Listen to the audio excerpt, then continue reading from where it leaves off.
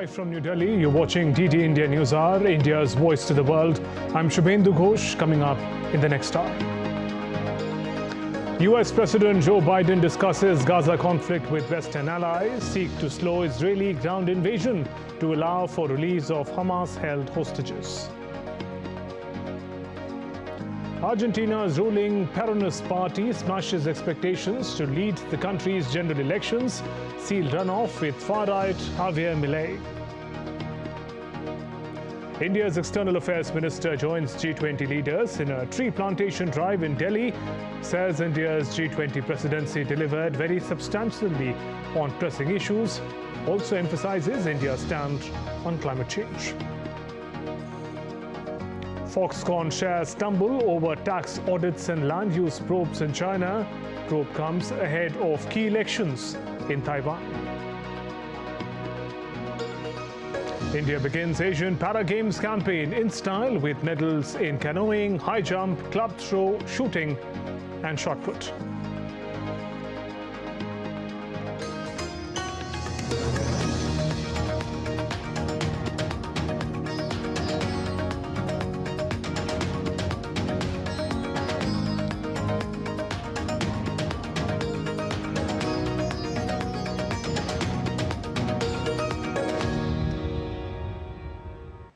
Israel has intensified its attacks in Gaza. At least 400 people have been killed in the last 24 hours.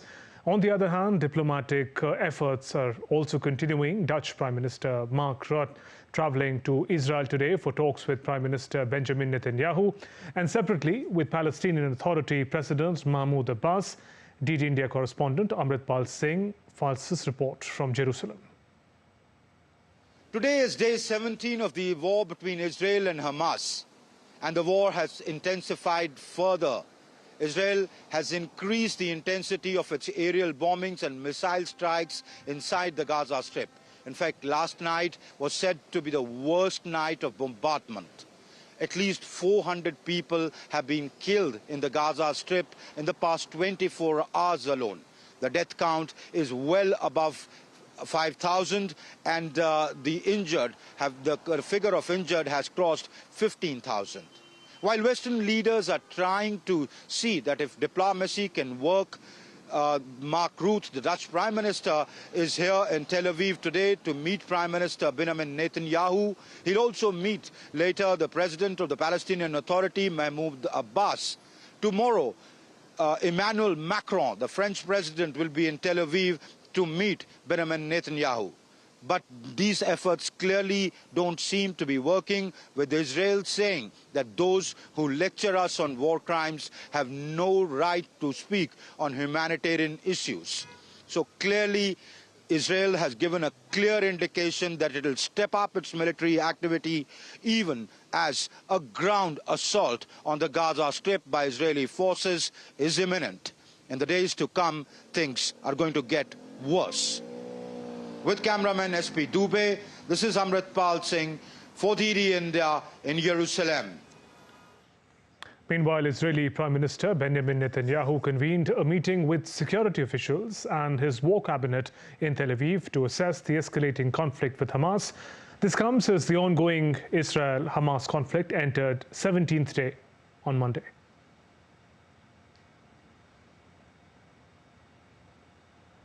And European Union Foreign Policy Chief Joseph Borrell has called for a pause in the conflict between Israel and Palestinian militants, Hamas, to let more aid supplies into Gaza. At a meeting of EU foreign ministers in Luxembourg, Borrell said a pause will allow humanitarian aid for Palestinian civilians to enter Gaza. The important thing is to call for humanitarian support to go into Gaza. In Cairo, the Secretary General of the United Nations made a dramatic call in order to allow this humanitarian help to enter. On the first day, 20 trucks were allowed to come in, 20. Yesterday, were about 20 more.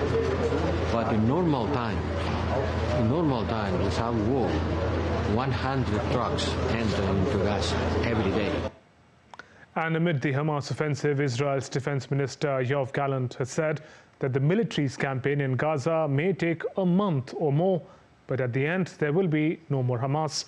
Gallant was speaking after operational briefing at the Israeli Air Force Operations Command and Control Center. The minister expressed his appreciation to the Air Force and said the next stage, a widely anticipated ground operation, will come soon. Earlier, an Israeli soldier was killed by an anti-tank missile on Sunday during a raid into Hamas-controlled Gaza Strip.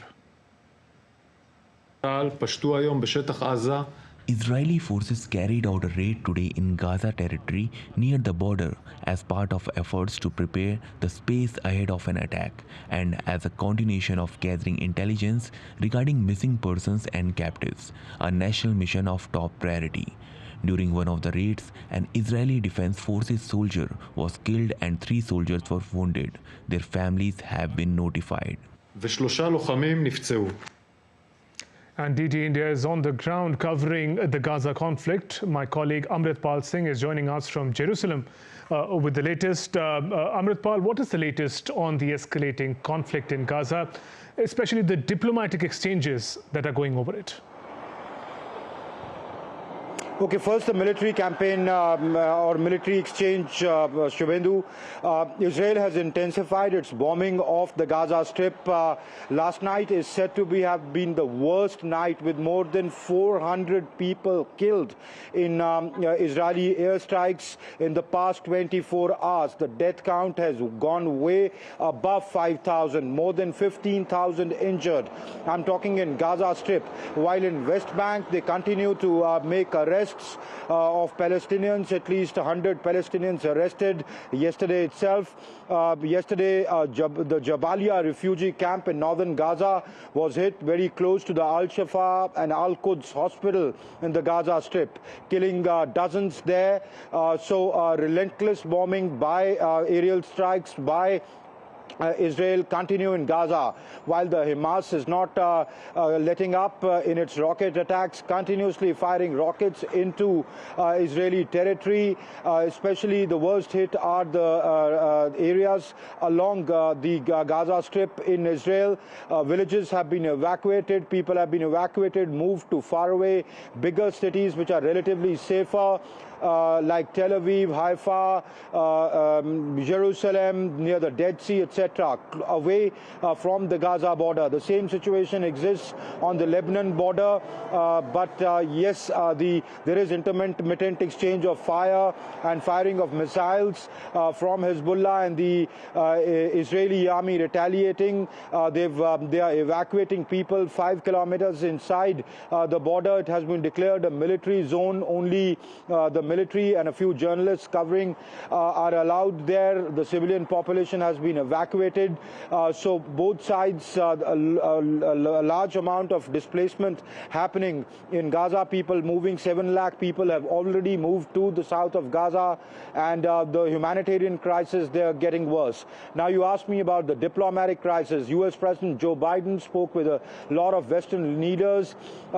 They reiterated their support for Israel and what they call Israel's right to self-defense, but now the tone is changing. They are saying that Israel needs to start looking at civilian casualties and see how they can be reduced, and also the humanitarian crisis evolving there and the humanitarian aid that desperately needs to go in.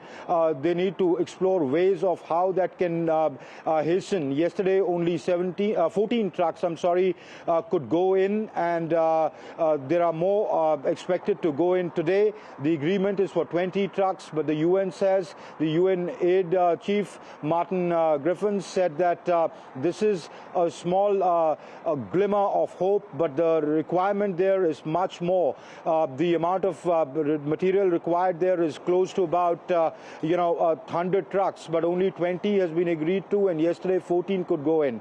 On the diplomatic front again, Mark Rutte, Netherlands Prime Minister, will be arriving shortly currently in Tel Aviv to hold a meeting with Prime Minister Netanyahu. Later, he'll be traveling to Jordan to meet Mahmoud Abbas, the president of the Israeli state. So he'll be trailing the Israelis while supporting the Israelis, but also behind closed doors, telling them that they need to give windows of ceasefire where at least more humanitarian aid can trickle in, and also in their bombing campaign look at more precision bombing so that civilian targets which are being hit now with the death count going up, that needs to be, they need to look at ways to reduce that.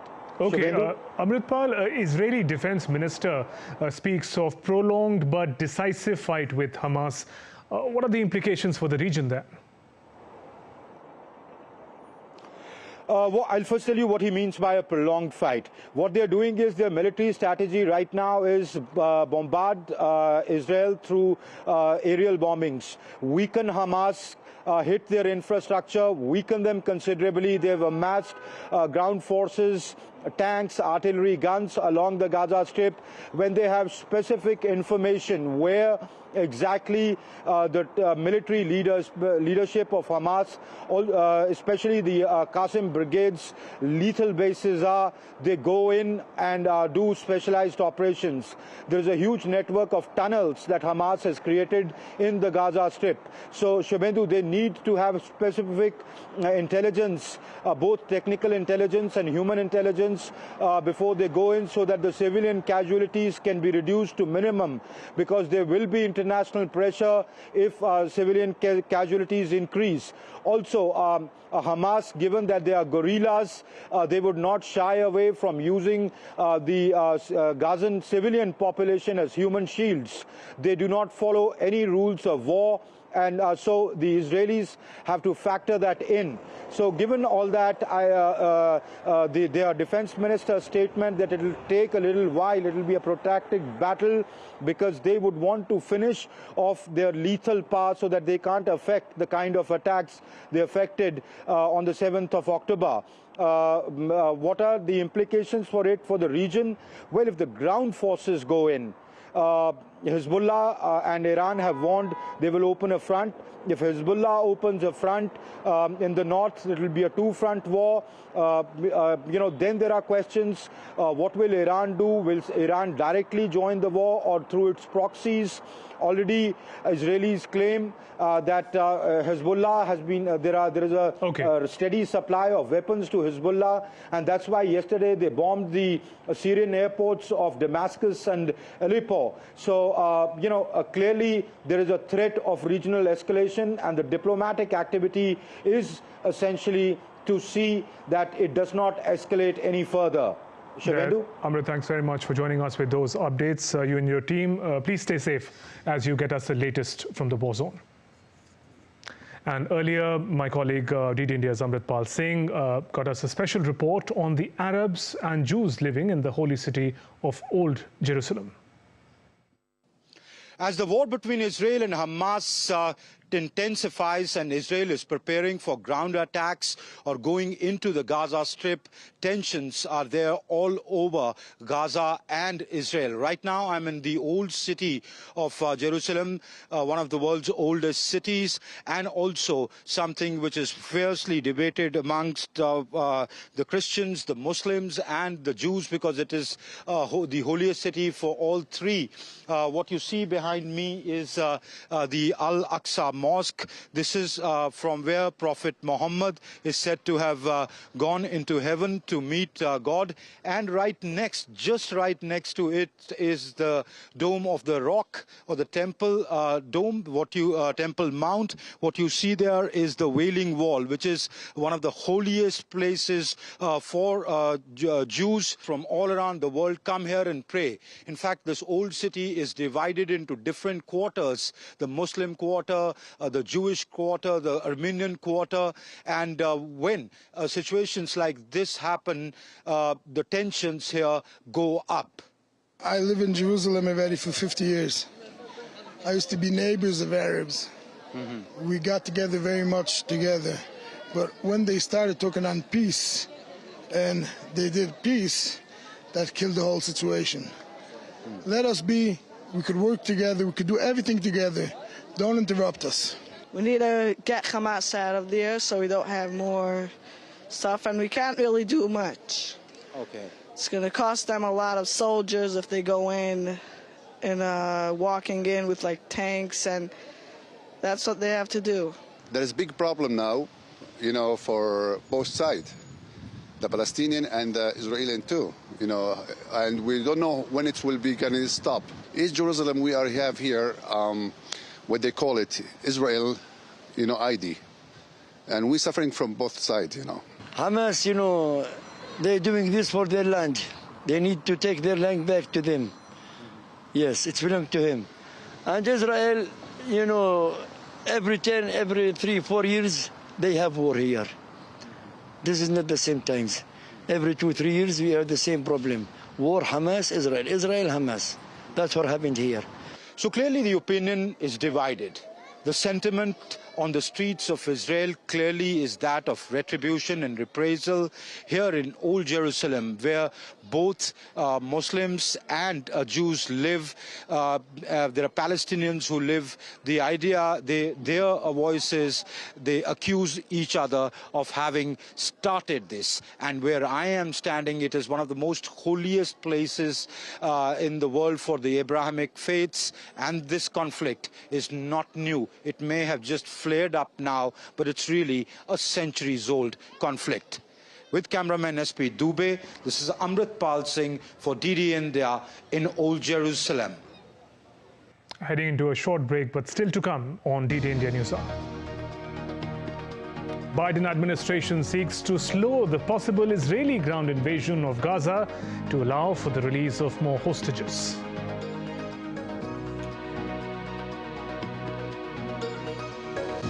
And India's External Affairs Minister joins the G20 leaders in a tree plantation drive in Delhi.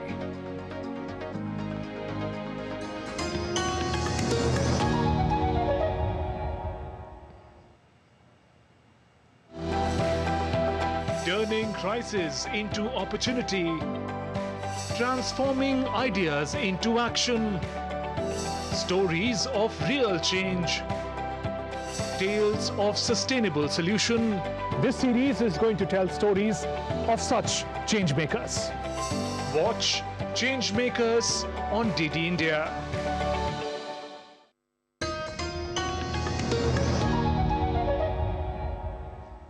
Welcome back. Amid the ongoing Israel-Hamas conflict, Israeli Prime Minister Benjamin Netanyahu held a series of conversations with Western leaders on Sunday, asserting the country's victory over Hamas would be a victory for the entire world. Netanyahu briefed the leaders of France, Spain and Netherlands on the ongoing Hamas offensive and underscored the determination of the people to eliminate Hamas's military and governing capabilities.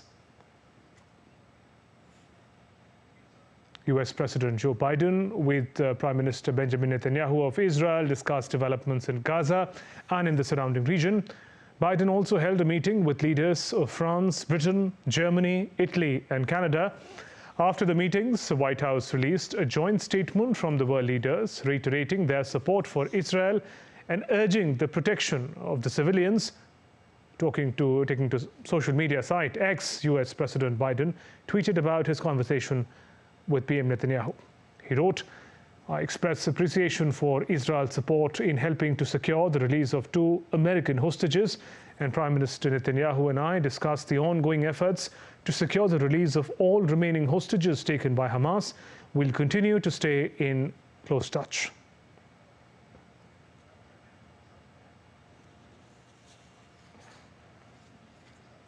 And DD India correspondent Nick Harper gets us the latest from Washington. Well, President Joe Biden was busy on Sunday. He hit the phones to speak to Israeli Prime Minister Benjamin Netanyahu, but he also spoke to Pope Francis, the Canadian Prime Minister Justin Trudeau, and 4 European leaders. The Israel-Hamas conflict was very much the main topic of conversation. Washington is trying to rally allies to give more support to Israel, but also more humanitarian aid to those Palestinians who've been caught up in the conflict. But behind the scenes, Washington is reportedly also trying to stall that potential ground invasion by Israel into the Gaza Strip. It's all to do with fears over hostage safety. On Friday, we saw the release of 2 American hostages by Hamas, but there's still around 200 other hostages still being held of various nationalities. And the fear is, if there is that ground incursion, it'll make it much harder to get those hostages out safely and to get humanitarian aid in to the Palestinians.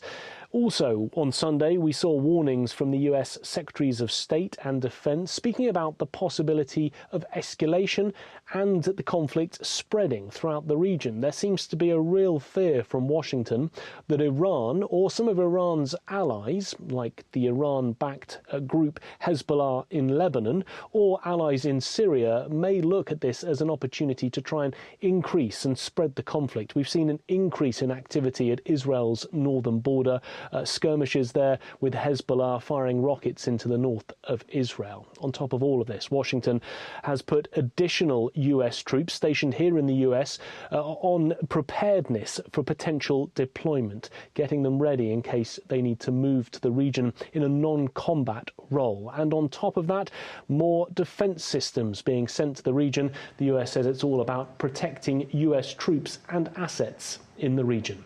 Nick Harper in Washington, reporting for DD India. And DD India correspondent Ross Cullen joins us from Tel Aviv with the latest. Ross, simplify for us United States balancing act on the Gaza war, given the tricky relationship between the safe return of hostages and the ground invasion of the Israeli forces. Yeah, as you heard Nick Harper there explaining from the United States, there is a lot of diplomacy going on with President Biden's call with other Western leaders on Sunday, and there now seems to be that pressure from the White House to the Israeli government to delay that invasion potentially. We know that there has been the agreement for a continued flow of critical assistance into Gaza, according to the White House, and so Israel is not going to be thwarting that flow of assistance. There have been 2 separate aid convoys so far on Saturday and on Sunday that have made it into the Gaza Strip, but just a drop in the ocean, nowhere near enough according to international aid agencies. If you think of the 20 trucks, and that would be roughly 100,000 people on each lorry, would be depending on each lorry. So there's hardly enough at the moment that is going into Gaza in terms of what the international aid agencies, the World Food Programme, the World Health Organization believe is necessary. But there certainly is that balancing act. We know that Joe Biden has been here in person, Antony Blinken has been here in person, Lloyd Austin has been here, so sending the President, the Secretary of State and the Secretary of State for Defense to meet the Israeli government for meetings has shown that backing by the United States for Israel. And Ross, how complex is the operation in Gaza, fighting the Hamas forces and making sure aid supplies to the civilians? How complex is to do both together? Yeah, potentially very complicated. If you imagine if a ground incursion were getting underway with infantry and Israeli tanks and potentially the other way, aid lorries driving up from the Egyptian border trying to distribute assistance to different communities in the Gaza Strip, potentially very difficult situation. That is why the Israeli Air Forces have said they are trying to carry out as much as possible in terms of hitting Hamas targets from the air with airstrikes and bombing raids to try to clear as much as possible. They know that they have this stated aim of crushing and destroying Hamas. They want to wipe Hamas off the face of the earth, is another quotation we've heard from the Israeli Defense Forces. So they are determined to try to get rid of Hamas, either just through the air bombing campaign or also this widely expected ground incursion. But in terms of that and the aid the other way, and also bear in mind the hostages, which are also inside the Gaza Strip, there's a lot at play trying to secure secure the hostages' release. Israeli forces likely to go into Gaza to try to finish off their campaign against Hamas. There's continued flow of aid, and also that brings with it aid workers trying to work unhindered to distribute the assistance to then also the 2.3 million people living in Gaza. There have been evacuation orders. Some people have been able to move, other people have been sheltering in hospitals. It's a very complicated situation inside the Gaza Strip, and 4,600 people have now lost their lives since the start of the Israeli bombing campaign, which began itself, of course, in retaliation for the Hamas atrocities, which took the lives of 1,400 Israelis. Ross, thanks very much for joining us with those updates. Do take all safety precautions as you report from the conflict zone. And Russian President Vladimir Putin has rejected comments by US President Joe Biden, saying in an interview in Beijing that Moscow's interests cannot be suppressed and that US politicians should learn to respect others. Putin was responding to comments by US President Joe Biden in an interview where he said, "Imagine what happens if we in fact unite all of Europe and Putin is finally put down, where he cannot cause the kind of trouble he's been causing." First of all, I think that President Biden is unquestionably one of the most experienced politicians in the world, in general, judging by the time he's in the highest echelons of power. He's been in politics for a long time. He's an experienced man. He knows what goals to set, how to achieve them.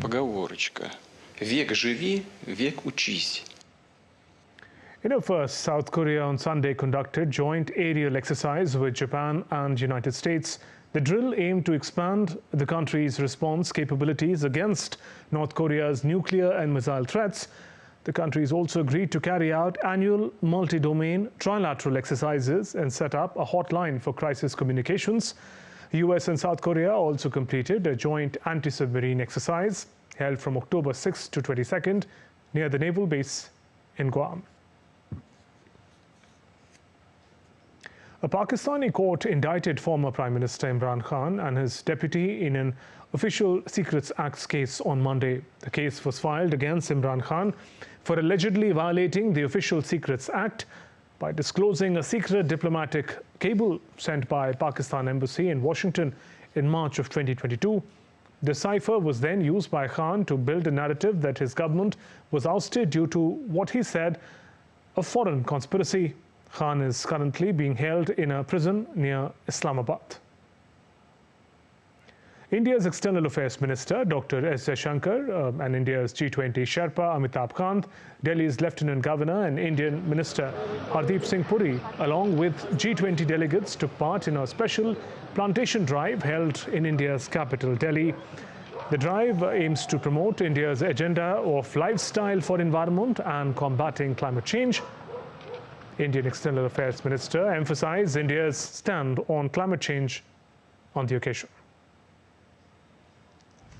The Green Development Pact, the message of women-led development, the support for digital public infrastructure, the life mission, the sustainable lifestyle for environment.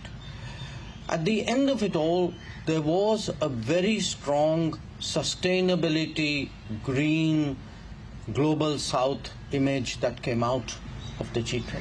This G20, we would like it certainly to be remembered as a green G20, as a sustainable G20, in many ways as a G20 of the future. Global diplomacy saw the G20 as a substantial success in addressing pressing contemporary issues and surpassing expectations of many. DD India correspondent Jessica Taneja spoke to German ambassador to India. Listen in. We have with us the German ambassador to India, Dr. Philipp Ackermann. Thank you for speaking to DD India. What a pleasure. What a beautiful day today to start with. Here we're commemorating the G20, the success of what it was, and how forums like these have become important and shifting focus back to what it was initially launched for, which is to deal with the financial intricacies of the world. Do you think the G20 summit in India or the G20 Delhi Declaration has been able to achieve what it was looking for? First of all, let me say what a wonderful way to start a week. You know, planting trees is just a wonderful commencement of a busy week. And as you said yourself, the G20 presidency comes to an end and has shown the world, how strong the declaration, how strong a summit can send out a signal. I think that's what we are talking about. And about Indo-German relationships, more than 70 years of friendship and partnership. How do you think it is going to move ahead? What more are we expecting out of the two nations?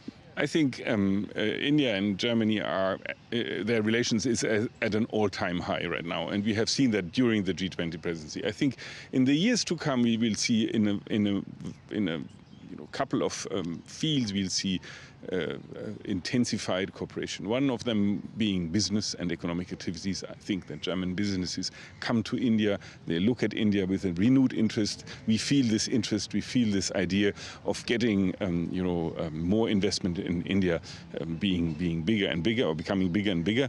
Also, the other way around, interesting enough, Indian business is going to Germany big time, and this is a very good development, very good news. Field where I think relations will intensify is migration when it comes to Indian students, Indian skilled labor coming to Germany. Germany will change its laws. We will be much more open to migration from India. We have concluded with the Indian government the mobility partnership, and there we'll see a renewed interest also. In an exclusive conversation with my colleague Munmun Bhattacharya, Gilbert F. Hongbo, Director General of International Labour Organization, shares his analysis on the future of labour market in India. Here's an excerpt on that. India has also made a lot of great progress in terms of youth employment and initiatives that help the youngsters to create enterprises and businesses, etc. And that is also, for me, quite very positive. And I think we need to continue in that direction. India, I'm sure, will continue. We always know that with the population that 1.3, 1.4 billion is an asset, of course, in terms of the youth of the population. At the same token, it could also be a major threat. So we really need to focus on policies that are job-rich and initiative-rich creation. And you can watch this exclusive interview on In Conversation at 8 p.m. IST or 2:30 p.m. GMT on October 24th on DD India. India's Minister Piyush Goyal attended National Seminar on Cooperative Exports on Monday in New Delhi. Speaking on the event, Goyal said India is leading the Global Biofuels Alliance, which is creating awareness about ethanol and other biofuels in the world. G20 के शिखर सम्मेलन में माननीय प्रधानमंत्री जी ने global biofuels alliance का भी शुरुआत की, उसका भी शुभारंभ किया। ग्लोबल बायोफ्यूल अलायंस का नेतृत्व जो भारत कर रहा है, उसके कारण आज पूरे विश्व में जो जागरूकता पैदा होगी, जो डिमांड जो लोगों के अंदर एक प्रकार से इथेनॉल के प्रति या अलग अलग बायोफ्यूल्स के प्रति जो जागरूकता पैदा होगी, उससे जो डिमांड आएगा, वो डिमांड को पूरा करने के लिए भारत के पास अपार संभावनाएं हैं. And still to come on DD India News Hour. Philippines calls on Beijing to stop provocative actions in the South China Sea after vessel collisions. Argentina's ruling Peronist party smashes expectations to lead the country's general elections.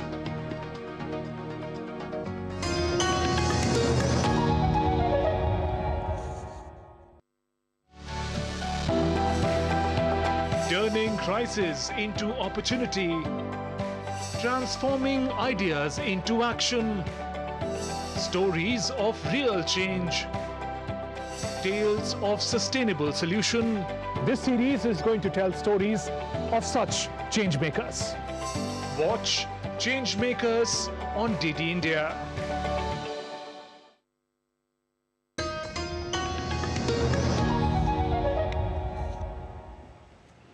You're watching DD India News Hour. I'm Shubhendu Ghosh. Our top stories. US President Joe Biden discusses Gaza conflict with Western allies, seeks to slow Israeli ground invasion to allow for release of Hamas-held hostages. Argentina's ruling Peronist party smashes expectations to lead the country's general elections. Seal runoff with far-right Javier Milei. India's External Affairs Minister joins G20 leaders in a tree plantation drive in Delhi. Says India's G20 presidency delivered very substantially on pressing issues. Also emphasizes on India's stand on climate change. Philippines has again called on Beijing to stop its provocative actions in the disputed South China Sea after the Sunday collision. Beijing and Manila have blamed one another for the incident. More in this report. Tensions have flared in the region after two separate collisions between Philippine and Chinese vessels took place on a recent Sunday. Philippines repeated its call for stopping provocation from Chinese side. The matter about filing another case is something that's still being studied by the government. But of course, all incidents like this will actually bolster the case that it's not the Philippines that's the aggressor, but the other party, which is China, that's actually undertaking dangerous maneuvers and blockades and putting at risk not only vessels, but more importantly, the people who are manning the vessels. In the aftermath of these incidents, both Beijing and Manila pointed fingers at each other. The Philippines has summoned the Chinese ambassador and filed a diplomatic protest, while China's embassy in Manila has lodged a complaint of its own. As we have repeatedly said in the past, continued Chinese blocking and interference by Chinese vessels with our regular and routine rotation and resupply missions RORE to BRP Sierra Madre may lead to disastrous results. While no lives were lost in the collisions yesterday, China's provocative and irresponsible actions have clearly imperiled once again the safety of the Filipino crew. On the international stage, the White House has come out in support of the Philippines, accusing the Chinese Coast Guard of violating international law by intentionally interfering with the Philippine vessels. Meanwhile, Philippine President Ferdinand Marcos Jr. has ordered an investigation into Sunday's collision. China, Taiwan, Vietnam, Malaysia and Brunei claim the Spratly Islands and its surrounding waters, with China, Taiwan and Vietnam laying claims to all of the Paracel Islands in the north of the South China Sea. And a short while ago, DD India's Andrew Wood gave update from Hong Kong on China-Philippine diplomatic row. Certainly the Philippines seem to be taking this seriously, with the president ordering an investigation. It's perhaps the worst thing, or the most escalation we've seen over the past few months. You may remember a year or two ago, the Philippines complained because the Chinese Coast Guard pointed, it said, a military-grade, very powerful laser at some Philippine Coast Guard vessels. There have been confrontations, more and more confrontations, over the past few months. And this seems to be the worst. At the moment, I think one worry is that that China might be distracted with what's going on in the Middle East, and might America, which is for the Philippines ally, might be distracted also as well. So, with a bit of luck, perhaps this will de-escalate. But as I say, we've seen this trend of more and more frequent confrontations, interactions, and so on, that do seem to threaten the security or threaten the peace of the South China Sea. And the celebrations of Durga Puja continues in India on Monday, an annual Hindu festival that marks the victory of goddess Durga over Mahisasura. A festival originated in West Bengal has gained popularity across the country, with attractive pandals decorated by various puja committees. The city of Patna has a special pandal modelled on the theme of Chandrayaan. The city has over 1,200 Durga Puja pandals set up. Thousands of devotees are gathered at various pandals on the occasion of Navratri, the 9th day of the 10-day festivities. The 10th day is marked as Dashera, where effigies of Ravan will be burnt as a symbol of victory of good over evil.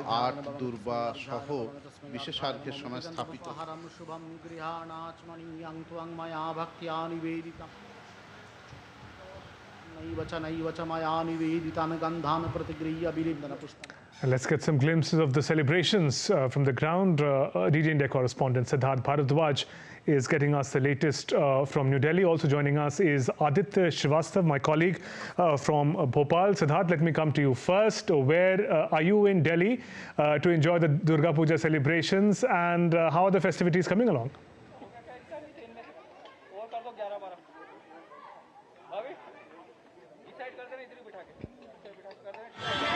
It's the 9th day, it's Navratri today, and I'm in Sia Park, and people have also come here for the Durga Puja celebrations. And as you can see, if I request my camera person to just pan the camera, people are all decked up. People are all dressed up to take participation in the Durga Puja celebrations. This area, Sia Park, is considered as one of the hubs when it comes to Durga Puja celebrations. And this area right now is filled with joy, happiness, and some vibrant colors, as you can see. This is the place where I've come in. It's just electric. The environment here is just electric. I've also got some people with me who've come here for the Durga Puja celebrations. Hi, ma'am. What's your name? Uma. Uma, how's the celebration going on for you? Fantastic. It's like colorful, and it's very beautiful because it's the significant of Durga, and we women think that it's we symbolize with, and then it's really nice to be with friends and family, and going out, eating different kind of cuisines, going to different pandals for Durga, and it's like amazing experience for Navratri altogether. Definitely. And ma'am, how are the celebrations going for you? Oh, it's wonderful. I'm a Bengali and I live in CR Park.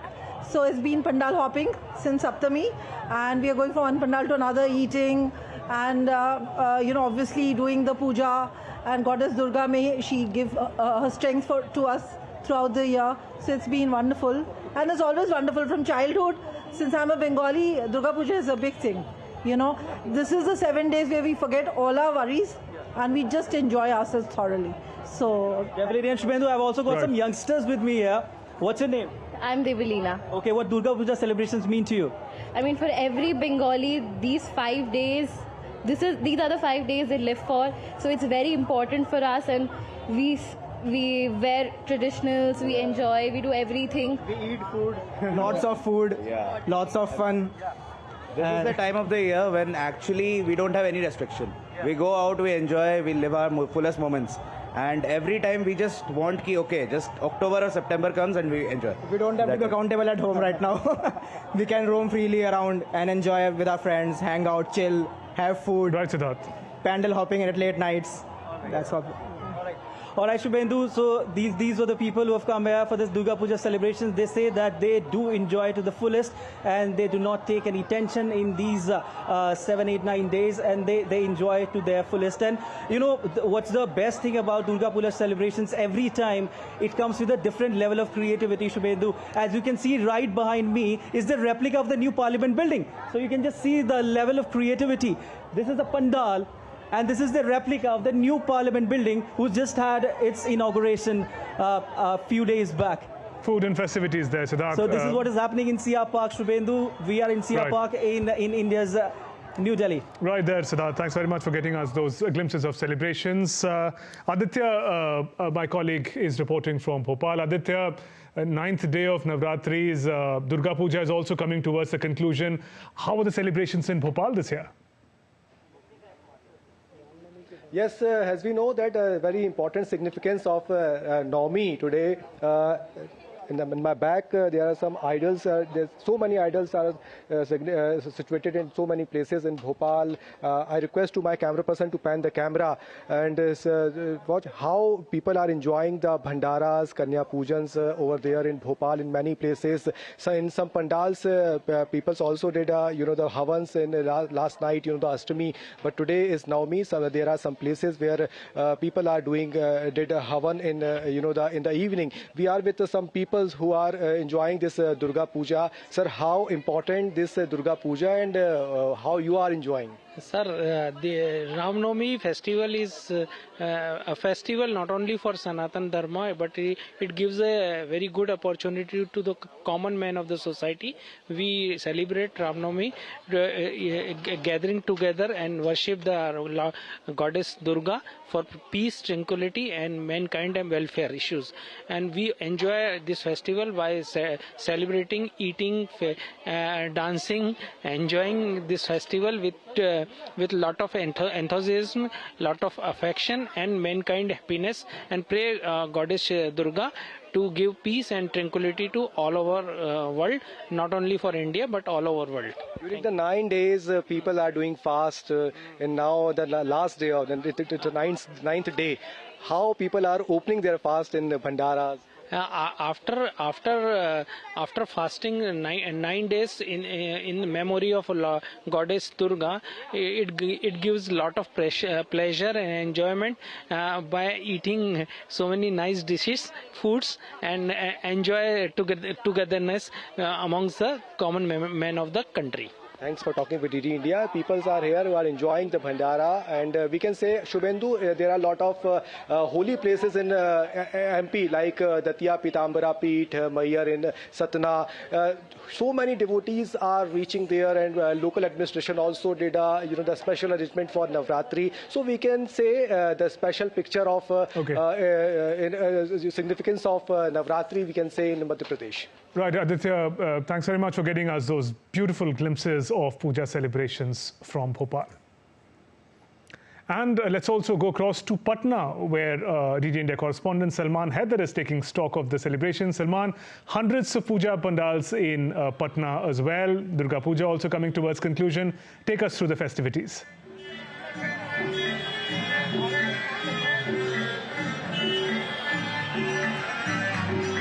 Salman, I hope you can hear my voice.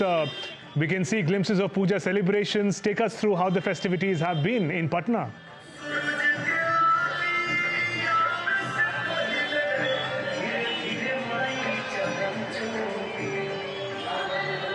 sure if Salman can hear me very clearly. Salman, am I audible to you? Hello. Hi Salman, am I audible to you? If you can take us through the Puja celebrations in Patna. I think there's a bit of a technical glitch. Yeah, Salman, can you hear me? Yes, Shubhendu. Okay. I am here at Khajpura area of Patna, where a huge pandal, as you can see, has been erected, and people are thronging in a queue, in a large queue. As you can see, the people are coming here and having darshan of Devi Durga here, and almost similar situation is elsewhere in Patna. So many pandals have been erected here. A rough estimate says that around 1,200 pandals have been erected in Patna this time. And as you already mentioned during your news bulletin, that one pandal has been erected on the theme of Chandrayaan 3, and Akshardham Mandir has also been depicted in the designs. And as you see, these designs are decorated and designed by the artisans from Calcutta. And about a month it took to construct this huge pandal, and people are just loving it, and there is an atmosphere of gaiety, serenity, and enjoyment. People are in large number are coming here to observe Navratri. As you know, today is the 9th day of Navratri festivities, and today Ma Siddhidatri is being celebrated, being worshipped here in Patna. Yes, Shubhendu. Yes, Salman, thanks very much for getting us the latest on Puja celebrations from Patna. Durga Puja and Navratri celebrations continue all across India. Still to come on DD India News Hour. Foxconn shares tumble over tax probe in China. And it's raining medals for India at the Asian Para Games.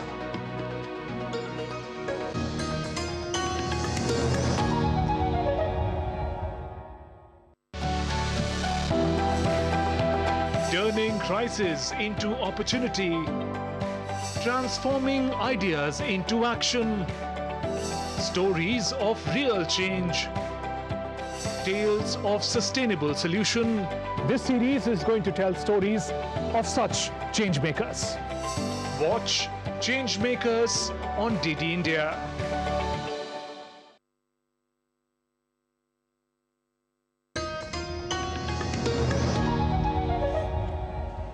You're watching DD India News Hour. I'm Shubhendu Ghosh. Argentina's ruling Peronist party on Sunday smashed expectations to lead the country's general elections. Economy Minister Sergio Massa finished on top in the first round, but no candidate has received majority, so Massa and Milei will face off in the second round next month. In a surprising turn of events, Sergio Massa has emerged as the front-runner in the first round of Argentina's presidential election, underscoring voters' concerns about his chief rival, Javier Milei. Massa secured 36.7% of the vote, while Milei trailed with 30%, according to 98.3% of the votes counted. Sergio Massa, following his strong showing, has pledged to lead a national unity government. I will call for a national unity government on December 10 as president, but a national unity government made up of the best, regardless of their political affiliation, and not based on party agreements. In contrast, libertarian radical Javier Milei called on voters to end Peronist rule in Argentina after securing the second spot in the runoff against Massa.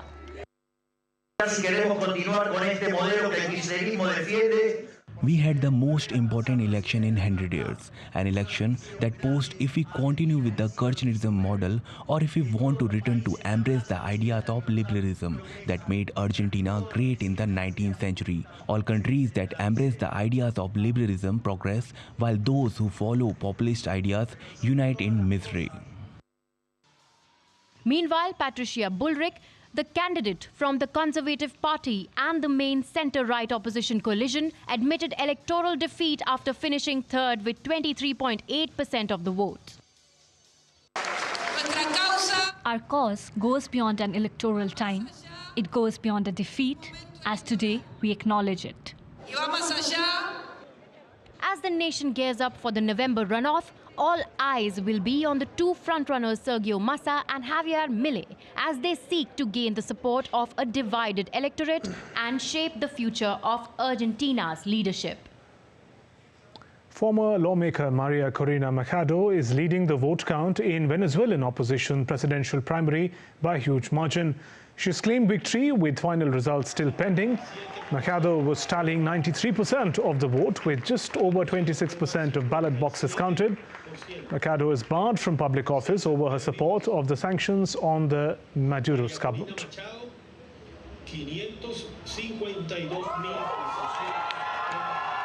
You're watching DD India News Hour. Time for all the action from the world of sports with my colleague Deepika.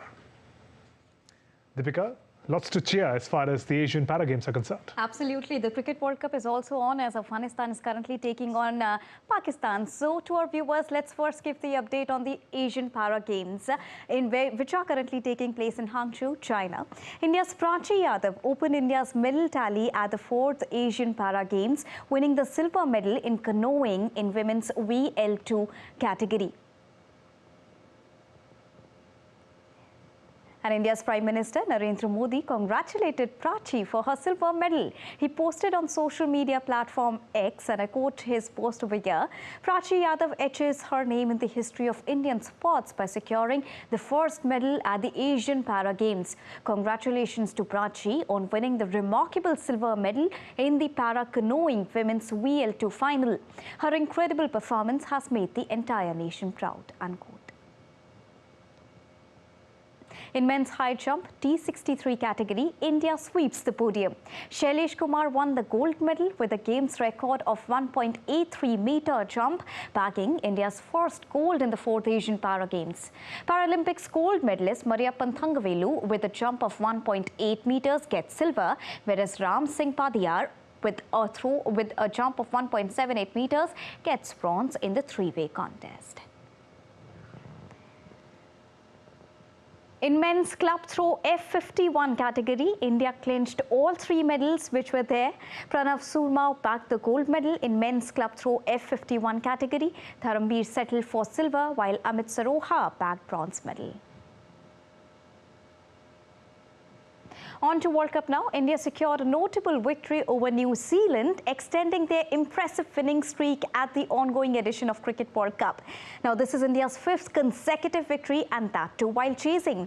Our next report brings you a quick wrap of how it happened and also about Kohli's heroic performance. In a highly anticipated clash between the two undefeated teams at the ongoing Cricket World Cup, India emerged victorious by handing New Zealand 4-wicket defeat. The men in blue chased down New Zealand target of 274 runs at Dharamshala. The men in blue were led by the seasoned Virat Kohli and the brilliant Mohammad Shami, who played pivotal roles in this triumph. Virat Kohli's brilliant knock of 95 runs helped in securing this win for the tournament hosts, who reached the target with 12 balls to spare. Kohli's performance brought him close to equaling the record for the most ODI hundreds held by Sachin Tendulkar with 49 centuries. But in an attempt to clinch that record and seal the victory, Kohli went for a 6 but was caught near the boundary. India restricted New Zealand to 273 runs from a strong position.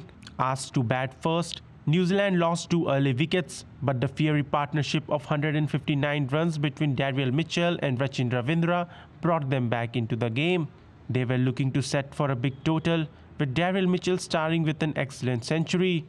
But India struck back in the final power play, conceding merely 54 runs in that spell, with the returning Mohammad Shami ending with a 5-wicket haul. Kuldeep Yadav took 2 wickets while Jasprit Bumrah and Mohammad Siraj took 1 wicket each. Rachin Ravindra struck 75 runs of 87 balls, while Daryl Mitchell hit 127 ball 130 runs. Overall, Team India beat New Zealand after 20 years in an ICC event. While this victory marked India's 5th consecutive win in the tournament, India surged to the top of the points table, further solidifying their position as a formidable force in the cricketing world. They meet defending champions England on the 29th October in Lucknow. Anil Thomas report, DD India, Dharamshala. And in today's lineup, Pakistan is currently up against Afghanistan. Pakistan won the toss and opted to bat. Babar Azam-led side are looking forward to set up a big total on the board and put the Afghan batting under pressure. Till the last reports came in, Pakistan were at 68 for the loss of 1 wicket. Now, fans in Chennai who came to see the Pakistan versus Afghanistan clash expects a close contest between the two teams. Rashid Khan fans in Chennai now hope for Afghanistan's victory over Pakistan. DD India correspondent Ritesh Ranjan reports from Chennai. Take a listen. I don't see any jersey or dress wearing. Which team actually you are supporting? Actually, we came here to support Afghanistan. Afghanistan. Which player do you like most? I like most Rashid Khan. From the past, he played in SRH. From onwards, I like Rashid Khan play. Because we basically come from Andhra, so we support SRH team. So we came here to support Rashid Khan. Okay. And in Pakistan, if I may ask, who's your favorite player? Rijwan. Rijwan, what's the reason behind that? I like the way he's batting and the way he controls the pressure at the time of chasing. So that's the thing I like Rizwan batting. I have a family who have come here to see the match. Whom are you supporting in this match? Yeah, we're supporting Afghanistan. So we come all the way from Bangalore to watch this match against Arch Rivals Pakistan. So we want Afghanistan to win. Rashid Khan is there. So that's what we want. Who's your favorite player? Rashid Khan. Whom are you supporting? Afghanistan. Afghanistan? Yeah. And supporting Afghanistan. So we have come all the way from Bangalore to support them. So. All right, so that was a quick wrap from the world of sports. Back to Shubhendu for all news and updates. Thanks very much, Deepika. Much sporting cheer for the fans there in the festive season. Thanks very much. The latest. And shares in Taiwan's Foxconn have plunged by 3% after Chinese authorities started tax audits and land use probes against the company. China has conducted on-site investigations on the land use of Foxconn enterprises in Henan province, where the company manufactures most iPhones, as well as in Hubei in other provinces. The investigation comes months ahead of presidential and parliamentary elections in Taiwan, where Foxconn's billionaire founder, Terry Gou, is running as an independent candidate. Foxconn is a major supplier of Apple's iPhones, formerly known as Honhai Precision Industry Company Limited. Foxconn employs hundreds of thousands of people in China. And that's all for this edition of DD India News Hour. But let us know your thoughts on news of the day. You can connect with us on Facebook, X, formerly Twitter, and Instagram as well. We'll be back with more news as it breaks here on DD India. I'm Shubhendu Ghosh from all of us here in Delhi. Thanks for watching DD India News Hour. Namaskar.